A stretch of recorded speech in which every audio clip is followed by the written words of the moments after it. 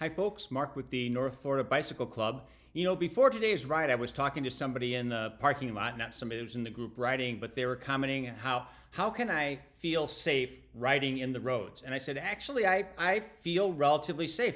Does that mean that I can't get hit by a car, that something bad can happen? No, it doesn't mean that, but really I feel relatively safe in the road.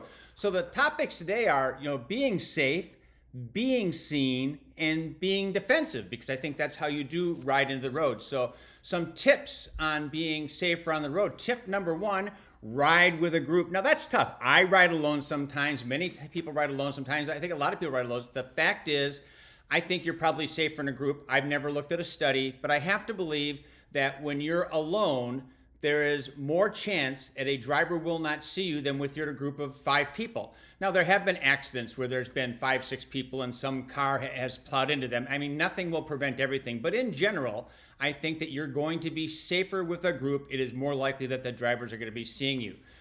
Next, be colorful. Now, a lot of people like to wear really bright jerseys. I sometimes wear a bright jersey, but studies have really shown that bright jerseys don't make that big of a difference.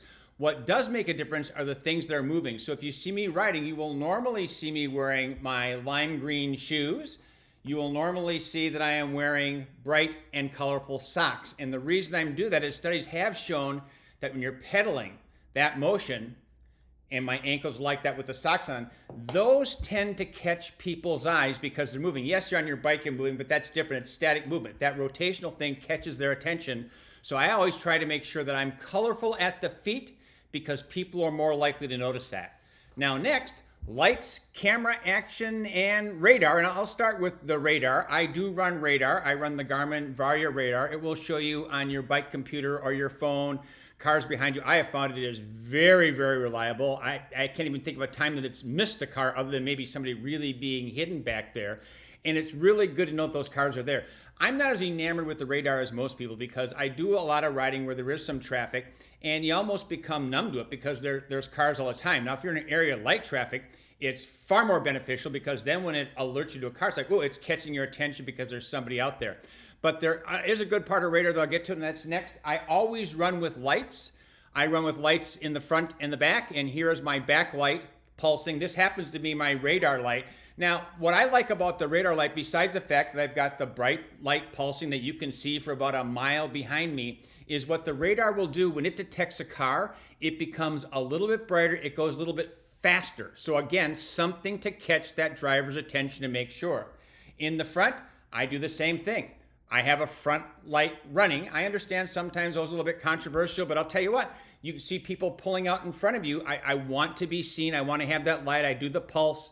And obviously, if you're in a group, you've got to be careful that you're not blinding someone with the light, but I've generally not found that to be an issue. But lights, I think, are an important thing to do to help make sure that you are seen. Use a mirror. I would say 50-50 on cyclists who use a mirror and don't. And I will tell you there's some negatives to a mirror. But if you're out riding with me, you're generally going to see I wear the mirror on my glasses. Now, it does block your vision a little bit from the side, and sometimes you're paying too much attention to the mirror. You can also get mirrors that go into the drops of your bars. I think that's probably more common than the eyeglasses, but I've tried going without the mirror, and it just drives me nuts because I can't see what's happening behind me. The radar may tell me there's a car back there, but I want to see the car. I want to know what that car is doing. Next, make sure you're listening.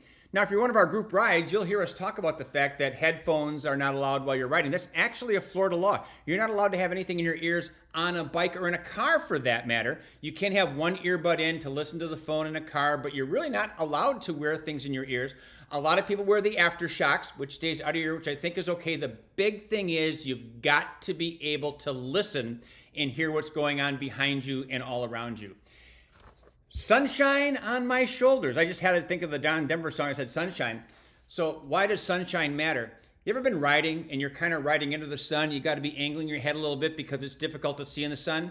When you're doing that, so are the cars behind you.